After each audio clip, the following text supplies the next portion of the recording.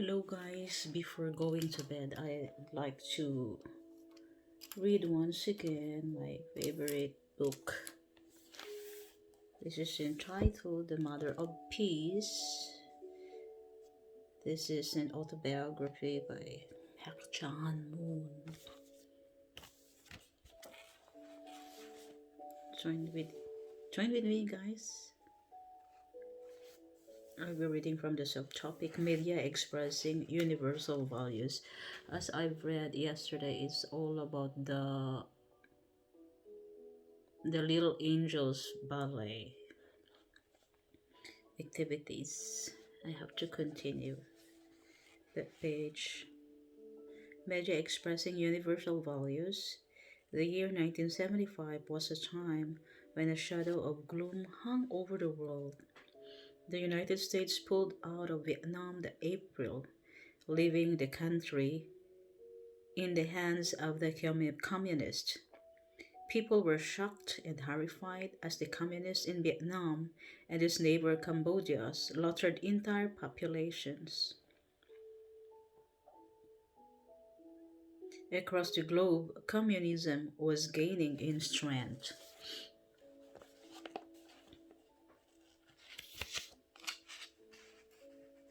I was born in North Korea. Oh my god, sorry. I was born in North Korea.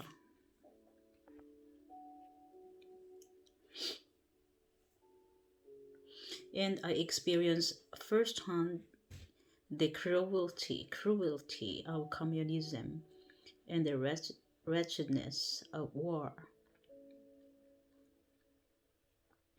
So I knew very well that when Vietnam fell, it would lead to bloody massacres and the spread of its harsh ideology to neighboring countries. In Japan of the 1970s, the unification movement was growing, but communism was also gaining power.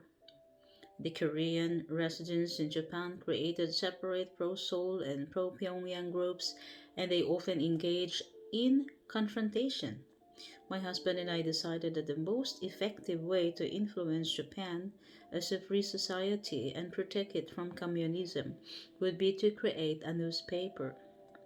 In democratic countries, the media is more often one-sided than balanced, trying to gain market share. Editors pander to forces that persecute those who aren't politically correct or who practice a minority religion. My husband and I imagined a different kind of media, one that is constructive and represents fairness and absolute values. With this in mind, in January 1975, we founded the Seikai Neppo newspaper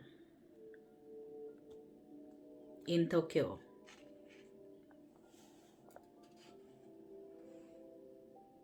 Our Japanese members had great expectation for the paper, but found that maintaining a newspaper is like climbing a hill carrying a heavy load on a dark night. Left-wing groups opposed us in every conceivable way. At the same time, however, the second NEPO gained support from law-abiding citizens and anti-communist organization. It became a newspaper loved by the Japanese people. The power of truth protected Japan from communism. To this day, a master of my pronunciation, Sekai Nepo, fearlessly reports the objective truth. In early 1981, when my husband and I heard that the Washington Star, the conservative voice in Washington, D.C., was closing down, we were concerned. There were two well-established newspapers in the city, the Washington Star and the Washington Post. The Washington Star, which had been in operation for over 103 years, had run into financial difficulties. Soon there would be only one newspaper in the most politically powerful city of the United States, and that newspaper, the Washington Post, was left-leaning in its editorial stance. There was a need for a newspaper in Washington that would protect faith, freedom, and family values, and no American conservatives were willing to step into the breach. When my husband and I decided to take this on, people trying to be prudent and wise told us again and again that it would be difficult to publish a new newspaper in the capital of the United States. We had never shied away from a task because it was difficult and we didn't then. On May 17, 1982, after a great deal of effort to find a building and printing presses and hire competent, dedicated staff, the first issue of the Washington Times was published. Opponents said that the Washington Times would be a propaganda instrument for the Unification Church, but such words reflected with prejudice. It is difficult these days to run a newspaper at a profit, and the Washington Times lost money from the outset. Yet its absence would leave no conservative newspapers in the U.S. Capitol. It would mean the newspaper that championed faith and family would have disappeared. Seeing the financial spreadsheets, people wondered how long until they closed down. Nonetheless, the more they doubted us, the greater was my husband's and my faith, and the greater was the commitment of the Washington Times staff. Together with them, we resolutely defended democracy while advocating family values, morality, and the role of women. And as a result, the newspaper popularity grew. Every year, the paper did better, and now, in the age of the internet, it is one of the most influential newspapers in the United States. At a banquet to commemorate the 15th anniversary of the newspaper's founding, we received congratulatory messages from well known leaders worldwide. Former U.S. President Ronald Reagan let people know that we played a key role of defeating communism when he said of the newspaper, "Like me, you arrived in Washington at the beginning of the most momentous decade of the century. Together, we rolled up our sleeves and got to work. And oh, yes, we won the Cold War." The Prime Minister, Margaret Thatcher of the United Kingdom, also expressed her gratitude. She sent greetings saying, "In difficult times, even more than in easy ones, the voice of conservatism must make itself heard in the media. It isn't always easy, but of this we can be sure. While the Washington Times is alive and well, conservative views will never be drowned out." The Washington Times is influential, yet it is not a newspaper appealing on the elite. It represents all people and inspires citizens to live decent and healthy everyday lives. The Washington Times had established itself as a voice of truth for people all over the world.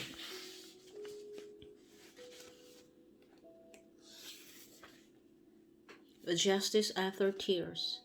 In 1990s, when the Chinese government initiated a Northeast Asia project to clarify historical facts and protect that area's stability, the Sege Ilbo newspaper sent a correspondent to the cities of Dalian and Dandong to do research.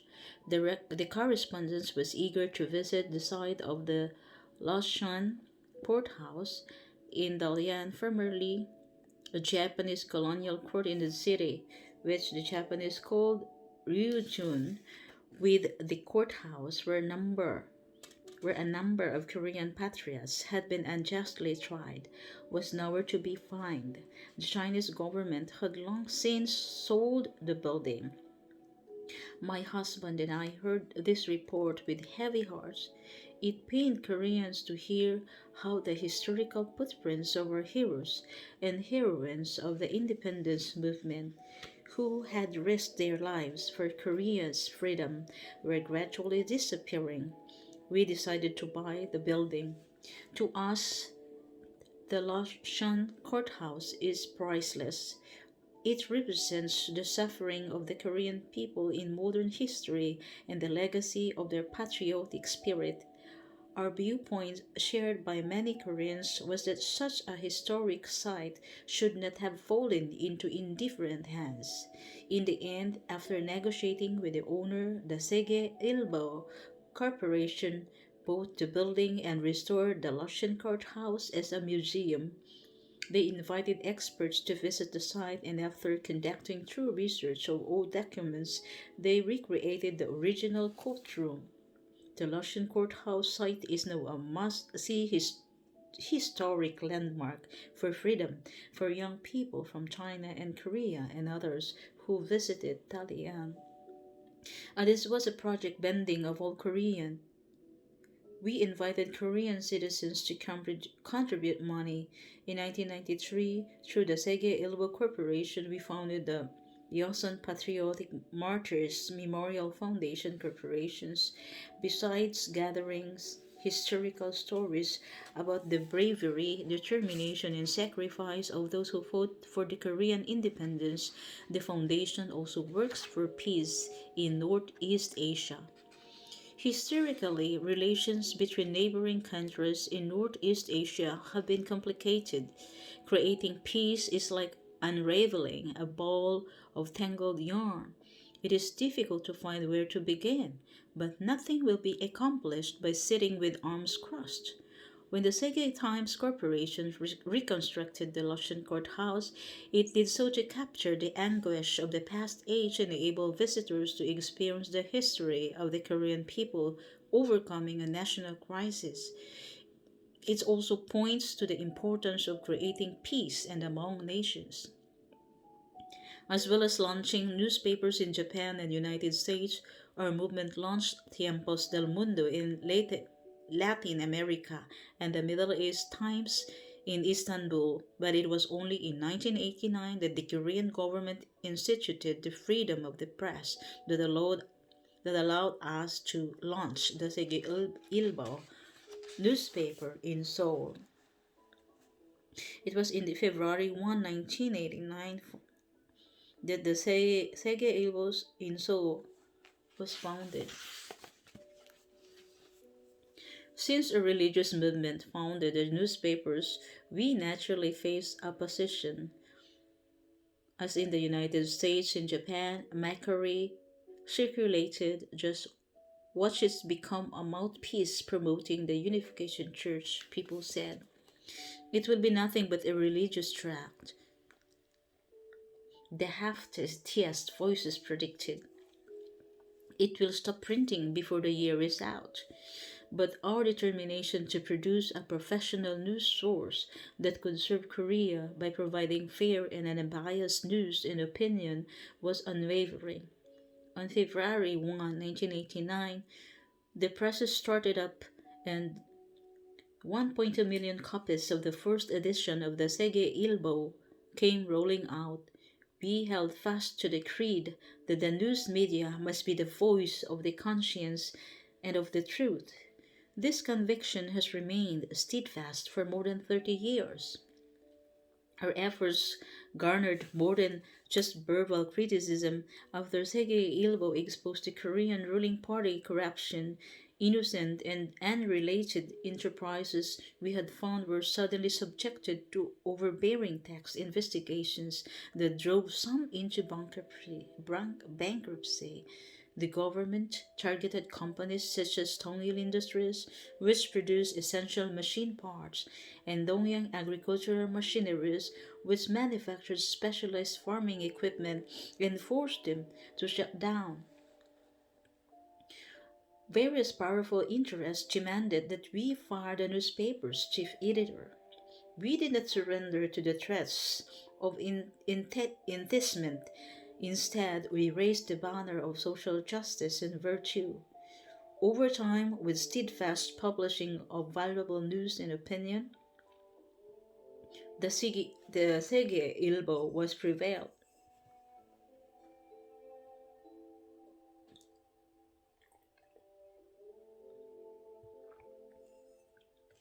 When my husband and I conceived of Sege Ilbo, we knew it was being born into the world at a turbulent time.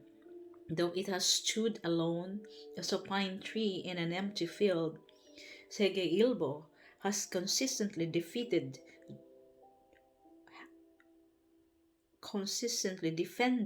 justice while exposing fraud, corruption, and other social ills. The newspaper caters to no political ideology or religious group. Its editors and reporters are exemplary professionals investing their blood, sweat, and tears for the citizens of Korea and of the world. Giving creates prosperity. As a little girl, I never had the money and hardly knew what it was. When I got a bit older, in the maelstrom of the vision of Korea, we had to flee our hometown empty handed to preserve our lives.